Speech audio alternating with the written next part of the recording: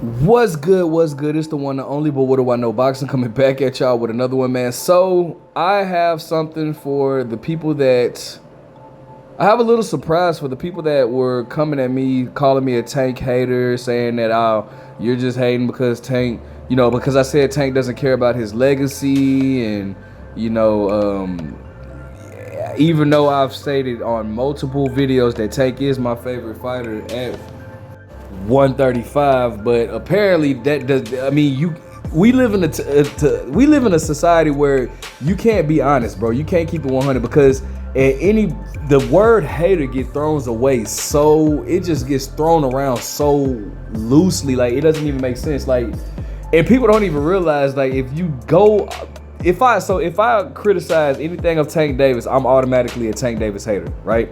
But then if we go by those standards, then literally the same people that call me a hater would be a hater, because I mean, unless if you just suck up to everybody that's just around you, it's things about, or it's moves that certain people make that you don't agree with. Does that make you a hater? No.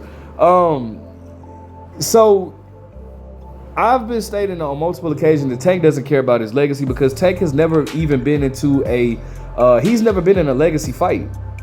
And what do I mean by a legacy fight, right? Well, here's the thing. He has good fights on his resume, right? Leo Santa Cruz, good fight. What's the dude's Frank Martin? That, to me, that's his best fight on his resume, right? But no legacy defining fights, meaning guys like Ryan Garcia was a big event, but that wasn't a legacy-defining fight. Nobody considers Ryan Garcia as that top guy, right? A legacy-defining fight would be fights like with Shakur Stevenson, with Keyshawn Davis, with Teofimo Lopez, with Devin Haney, especially Devin Haney. And one of the reasons why I want to say that is because at one particular moment, Devin Haney had all the titles at 135. And Tank still was not interested in fighting Devin Haney. Why would you not want to fight Devin Haney when he has all the titles at 135? I don't understand that. What are you even in the weight class for? You know, that just, if that doesn't prove anything, that proves itself that Tank does not care about his legacy. All fighters have legacy defining moments, right? Matter of fact, before I even get to the fighters that I'm gonna talk about, like Floyd, like Canelo, like Andre Ward, let me show you why Tank does not care about his legacy.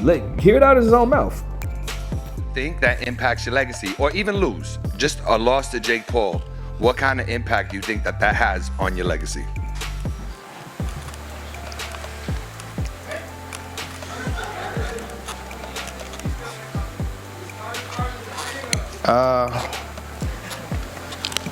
I'm not really I'm not sure. I'm not really big on it. I don't really care at this moment. So you're not concerned that a loss to Jake Paul would mean anything to you at all? It doesn't stop anything? Why should I? Got you. He gonna still have his. Bro, first of all, Tank, like, sometimes dude really irritate me with his interviewing skills, bro. Like, they'll ask dude a question and Tank will just sit there.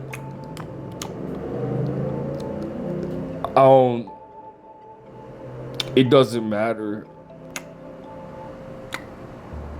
It's just pointless.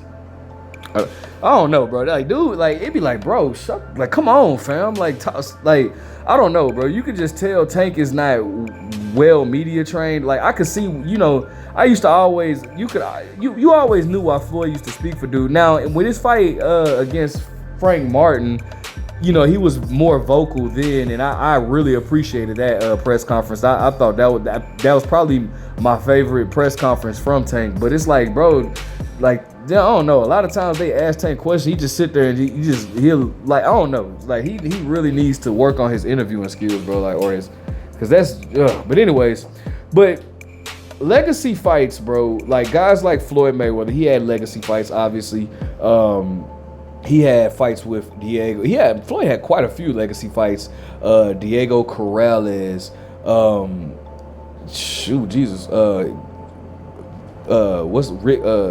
Oscar De La Hoya, Ricky Hatton, even Zab Judah. Zab Judah was his peer. A lot of people don't want to give him credit for Zab Judah, but that was a legacy fight. Zab Judah. Ricky Hatton, Shane Mosley, Miguel Cotto, Juan Manuel Marquez. I wouldn't say that was that was a good name on his resume, but I don't think that was a legacy fight. But Manny Pacquiao, of course, Canelo Alvarez. You know, those are legacy fights.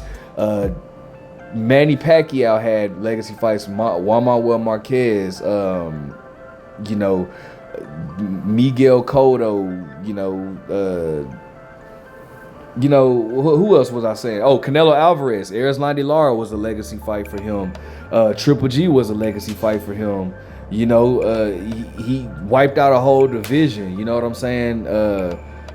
Andre Ward, the whole Super 6 middleweight was a legacy fight for him. You know, Carl Froch, Arthur Abraham, Mikkel Kessler, Sergio Martinez. You know, all of those. Well, no, I wouldn't say Chad Dawson. Chad Dawson wasn't a legacy. That wasn't really a legacy fight. But anyways, Tank doesn't have none of those, bro. And that's one of my biggest problems with Tank, bro. Like you have the opportunity to. You was in a stacked division where, like, oh my gosh, like you had Shakur, Keyshawn, Teofimo, Devin Haney. You know, we didn't even like we haven't got none of those moments. You know what I'm saying? I think the best name on his resume is Frank Martin, in my opinion. Frank Martin is a really, really good boxer. Don't get that twisted.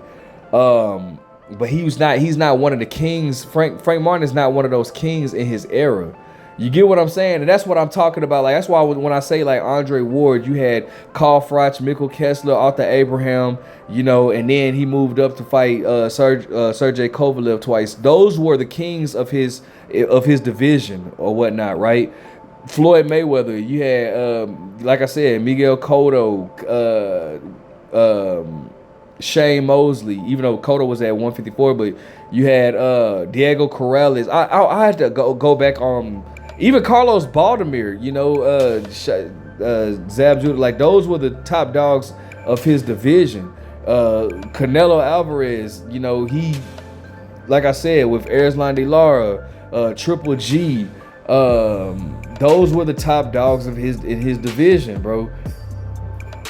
Have we ever seen Tank Davis against another top dog in his division? No. So that's why I say, man, like Tank doesn't care about his legacy. So it's like, you know, you can call me a hater all you want for that, but the facts are the Tank just pretty much said it in so many ways. He said it on numerous occasions. There was another interview Tank had when he was saying, like, bro, I'm not like these other boxers. I don't care about championship belts and all that type of stuff, bro. We have never heard Tank talk about unifying any divisions. Tank doesn't care about it. I remember when what's his name? Josh Taylor was talking about, hey, if Tank is, you know, he came up here to fight Mario Barrios, I'd like to get a fight in with Tank. We can make that happen.